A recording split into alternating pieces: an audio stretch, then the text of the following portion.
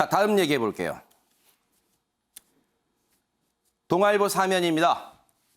안철수 인수위원장 언론 표현을 빌리자면 하루 잠행? 뭐 하루 파업? 뭐 그렇게 하루 만에 끝났어요. 뭔가 이 긴장 국면이 결국 돌아왔습니다. 그런 돌아와서 근데 약간 뼈 있는 얘기를 했어요. 동아일보 사면입니다. 안철수 공동정부 정신 훼손될 일이 있었다. 근데 내가 참을게 뭐 그런 뜻일까요? 인선의 앙금이 남은 듯해요. 관련 얘기 직접 한번 들어보시고 이어가 보도록 하겠습니다. 공동정부 정신이 훼손될 만한 일이 있었습니다만 다시 국민들께 실망을 끼쳐드리는 일은 없어야 한다는데 인식을 같이 했습니다. 그리고 인수위원장으로서의 업무는 국가와 국민의 미래를 위한 엄중한 일이기 때문에 임기 끝까지 제가 최선을 다해서 우리 국가를 위해서 일을 완수할 생각입니다. 앞으로 국정 전반에 대해서 인사라든지 정책에 대해서 심도 깊게 논의를 하기로 했고 특히 보건의료 그리고 과학기술 또한 중소벤처 그리고 교육 분야에 대해서는 더 제가 전문성을 가지고 더 깊은 조언을 드리고 관여하기로 했습니다. 네. 신경민 의원님, 언론들이 뭐 그런 얘기를 하더라고요. 이번에는 안 철수했다. 네. 이번에는 안 철수했다. 네. 그런 얘기를 하더라고요. 네. 안철수한 건 맞는데 이번에 스타일은 좀 많이 구겼죠. 아, 그래요? 네. 공동정부 얘기를 지금 다 입에다 달고 살잖아요. 협치 얘기도 다는데 지금 최근에 여러 가지 상황으로 봤을 때 협치와 공동정부는 날아가 버린 것 같아요. 특히 공동정부는 인사로 공동정부가 나는 거지 말로 무슨 협의하고 이래서 되는 거 아니거든요. 근데 지금 세 가지 선택지를 안철수 인수위원장이 가지고 있었는데 네. 다 버렸단 말이에요. 총리 안 가겠다. 그러면 장관 몇 자리 줘야죠. 그리고 경기지사 안 가겠다고 선언했잖아요. 네. 그러면 공천 좀 몇 자리 줘야 되는 거 아니에요? 근데 그것도 지금 보면 난망한 상황입니다. 당으로 돌아가겠다고 한 건데 1년 후에 있을 지금 내년 7월이죠. 될까요? 지금 뭐 그래서 지금 안철수의 세 가지 길 중에서 선택지가 일단 잘 된 것 같지 않고 다만 지금 정호영 사태가 묘하게도 숨을 쉴 수 있는 공간을 준 것으로 보입니다. 지금 금방 그 인터뷰에서 보면 네 가지 분야를 얘기했잖아요. 네네네. 보건의료를 첫 번째 얘기하잖아요. 그다음에 과기 얘기하고 그다음에 중소벤처 마지막에 교육을 얘기했는데 네. 보건의료를 첫 번째로 이렇게 거론한 것에서 정호영 사태와 연결할 수 있는 고리가 생기는 거 아닌가 싶어요. 그래서 저 네 가지를 예시를 한 것이 그냥 우연히 한 건 아닌 것 같고 그 전날 있었던 만찬에서 뭐 상징적인 또는 시사하는 얘기들이 오고 가지 않았나라고 생각이 되는데요. 네. 뭐 가능성이 있죠.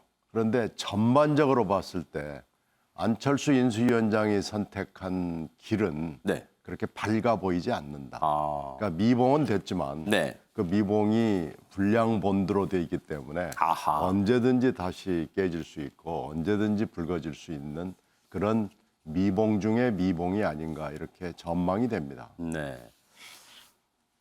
앞서 네 가지 분야에 대해서 여러분 혹시 기억나세요? 조언을 드리는 차원이 아니라 그걸 넘어서 관여란 표현을 썼어요. 일단 다음 기사 좀 볼게요. 다음 기사 보고 갈게요. 한국일보 6면 보니까 어제 출근길에 저렇게 얘기를 했고 안철수 위원장이 오전에 인수위 간사단 회의가 있었습니다. 근데 예정에 없던 윤석열 당선인이 참석을 했어요. 윤 당선인 노고에 감사하다. 인수위원장을 비롯한 인수위원들의 노고에 감사하다. 그런 얘기를 했어요. 안철수와 갈등 진화하는 모양새를 일단 취해준 거 아니냐. 언론들은 그렇게 보고 있어요. 근데 불씨는 남았어요. 그렇게 보고 있습니다. 어제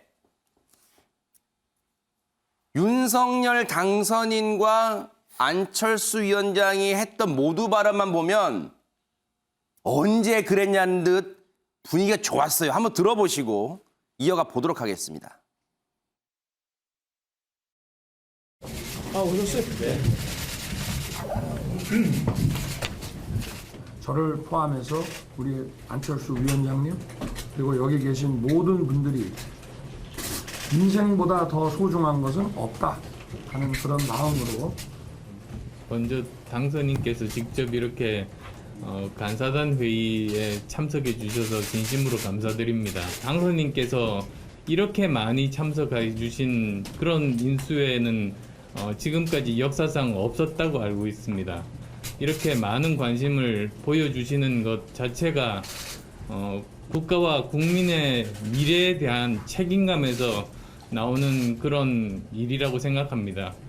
그런 당선인님의 기대에 부응해서 저희도 최선을 다해서 그렇죠. 여러분들도 느끼시기에 그렇죠. 분위기는 와, 막 이런 분위기. 아, 당선인님 멋져요. 이렇게 회의 많이 참석해 주신 당선인 역대 없었어요. 막 엄지척 이런 분위기예요. 언제 싸우냐는 듯 그런 분위기예요. 근데 정미경 의원님, 언론들은 그렇게 보는 거 앞서 이제 관여란 단어에 대해서 어제 그래서 기자들이 득달같이 물어봤어요. 장제원 비서실장한테. 그 관여라는 표현 혹시 뭐 추천한다는 얘기입니까 했더니 장제원 비서실장이 약간 웃으면서 의견 제시죠. 무슨 뭐 추천입니까? 의견 제시죠라고 이제 일단 선을 그었어요. 근데 이 부분 앞으로 불씨가 될 수 있지 않을까요? 어떻습니까? 저는 그 윤석열 당선자와 우리 안철수 인수위원장 두 분께서 계속 대화를 아무리 바빠도 시간이 없어도 대화를 계속 해 나가시면은요 그런 잡음은 없어질 거라고 봐요. 왜냐하면 네. 항상 그 주변에는 사람들이 되게 많잖아요. 근데 사실 그게 다 이렇게 통제가 되는 것도 아니거든요. 그러면 각각 또 자기의 의견들이 다 있기 때문에요. 그게 거기서 하나가 좀 좀 삐끗해지면 네. 삐끗해지면 그게 전반적으로 안철수 개와 드디어 윤석열 당선자 측이 뭐 갈등이 있다 막 이런 식으로 나가잖아요. 그래서 저는 그 두 분이 조금 더 밀접하게 이렇게 같이 가시는 게 참 좋다. 그건 왜 그러냐면 지난번 단일화 국면에서 네. 그 윤석열 당선자께서 그러셨잖아요. 종이 쪽지는 아무 필요가 없다. 네. 우리 두 사람 사이에 그 믿음과 신뢰가 더 중요하다. 믿으면 된다. 아하. 이렇게 말씀을 굉장히 통 크게 해주셨기 때문에 네. 그걸 국민들께서 굉장히 많이 기억을 하고 계세요. 아하. 그러니까 저는 그 부분에 대해서 그 이 두 분이 계속 뭔가 협력하고 아니 그 장관 있잖아요. 한두 자리가 뭐 중요하겠어요? 두세 자리가 뭐 그렇게 중요하겠어요? 그거를 안철수 걔가 딱 하는 거를 뭐 가져야만이 그게 올바른 공동정부라고 저는 생각하지 않아요. 문제는 네. 진심으로 서로 믿으면서 인사 부분에 대해서 두 분이 의견을 나눴다면 그걸로 됐다니까요. 아. 예. 근데 그거에 대해서 만약에 만족하면 아니 예를 들면 안철수 인수위원장께서 추천하신 어떤 인물이 네. 맞지 않을 수도 있잖아요. 그러면 당선자께서 이거는 이렇게 해서 맞지 않는데 그럼 다른 분을 추천해 주시면 어떻겠냐. 그러면 그렇지 않으면 우리가 또 추천하겠습니다. 뭐 이런 식으로 대화라는 게 사람이니까 다 대화가 되잖아요. 그러니까 그렇게 해서 충분히 풀 수 있는 문제이기 때문에 아하. 그 과정만 지키시면 저는 별 문제 없다 이렇게 생각합니다. 네. 윤석열 당선인이 그런 말을 하긴 했어요. 3차 장관 후보자 이 발표 때 하도 안철수 위원장 질문만 나오니까 기자 질문을 중간에 잘라먹고 들어가서 그런 얘기를 했잖아요. 자신이 안철수 위원장과 직접 대화할 때는 그런 분위기를 전혀 못 느꼈다. 물론 안철수 위원장 속마음이 어떨지는 모르겠지만 자신과는 그런 불만이 안 느껴졌다. 그런 얘기를 하기도 했습니다. 정미경 의원님 말씀처럼 직접 대화를 많이 하면 오해를 풀 수도 있지 않을까 그런 생각도 해봐요. 그런데 다음 기사를 보니까 이런 기사가 보여요. 경향신문에 3면입니다. 대선 승리 지분 크지 않은 안철수 차기 대선 염두에 두고 사실상 백기투항? 유영하 교수님 백기투항한 거예요, 이 모양새가? 몇 수 앞을 내다보고? 경향신문에서 잘 써준 것 같은데. 아, 그래요? 안철수에 대해서 저는 잘 써준 것 같아요. 오호. 안철수가 불쌍하다. 뭐 그런 얘기도 막 나왔잖아요. 유인태 전 의원이가 딱하다. 아하. 그러니까 그 문제의 핵심은요. 그 공동정부 안철수 대표가 얘기를 하는데 그 공동정부가 무엇인지 내용이 전혀 없잖아요. 아. 윤석열 당선이라고 공동정부의 가치와 정치 방향 그거에 있어서 어떤 걸 합의했는지 이해를 못하겠어요. 저 왜 그러냐면은 그날 밤에 새벽에 뚝딱 후보 단일화 한 거 아니에요 결국은? 아니 공동정부라 그러면 그 전에 오랫동안 같이 논의하고 합의해서 공동정부가 우리 두 사람이 이런 게 가치가 동일하니까 우리 후보 단일화 하겠다 이랬겠죠. 근데 그날도 뭐 보신 분 기억이 나겠지만 안철수 대표가 이렇게 읽었잖아요.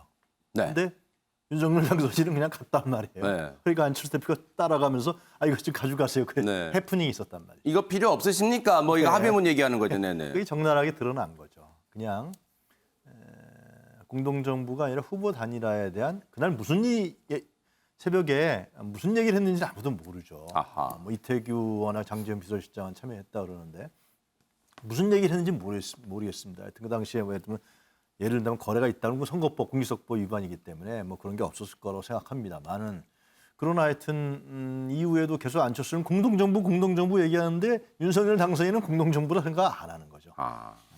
그냥 선거 때 같이 후보 단일화 해준 사람 뭐 이 정도 수준 아니겠어요? 고마워.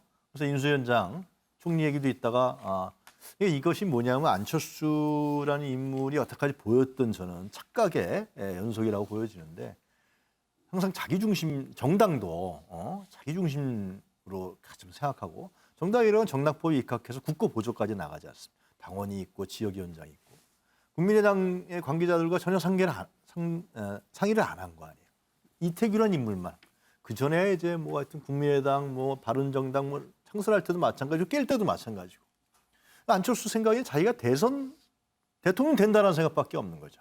그러니까 경향신문에서 저렇게 얘기한 것도 그러면 안철수라는 인물이 대통령 되기 위해서는 5년 뒤를 바라봐야 되는데 합당이 될지 안 될지 모르겠습니다만 그거밖에 남은 게 없는 거 아니냐 뭐 그런 식으로 해서 애들러서 백기투항이라고 좋게 써준 것 같아요. 좋게 쓴 거예요, 이것도. 네, 저는 그렇게 봐요. 네. 지금 거의 뭐 안철수라는 인물 할 수 있는 게 뭐가 있나요?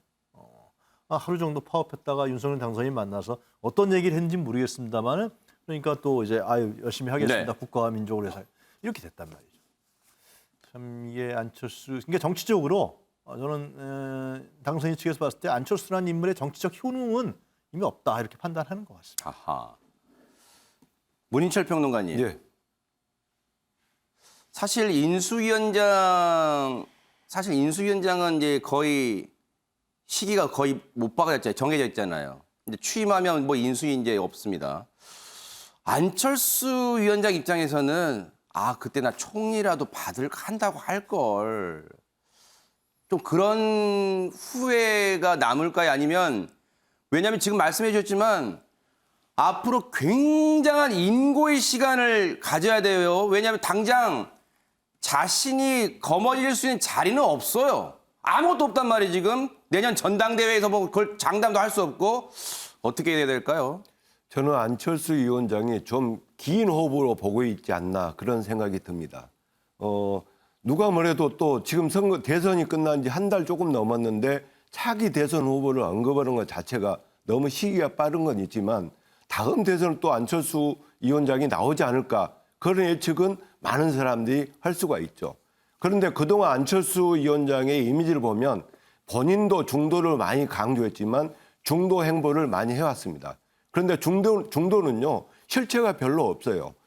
이 중도는 진보가 못 오면 보수로 가버릴 수도 있고 또 보수가 못 오면 진보로 갈 수 있는 성향이 강합니다. 그래서 지난 대선 기간에도 뭐 이재명 후보로부터도 이렇게 이제 여러 가지 추파를 받고 그랬었잖아요. 그런데 정말 대통령 후보가 되고 대통령이 되려면요. 어느 한쪽에 서야 됩니다. 나는 중도다. 그래서 어느 때는 보수가 되고 어느 때는 진보가 되고 그러면 안 됩니다. 근데 사실 보수나 진보 이론적인 거하고는 우리나라 이 상황하고 전혀 상관이 없어요.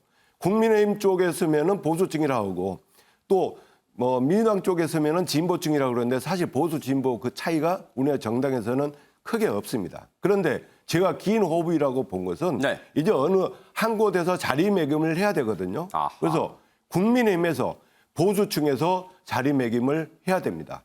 그리고 뭐 지금 할 일이 없다? 왜 할 일이 없습니까? 이제 시작이에요. 합당이 되고 또 네. 어떤 보궐선거도 있고 또 전당대도 있고 네. 이것은 당선인이 또 대통령이 주는 자리가 아닙니다.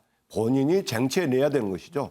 정치적 리더십을 본인이 이제 비춰주는 것이죠. 누가 줘서 다 딴다고 해서 국민이 좋아하는 거 아니에요. 네. 그래서 저는 그런 긴 호흡으로 안철수 위원장이 가고 있지 않나 그런 생각이 듭니다. 앞으로의 행보 좀 지켜볼게요.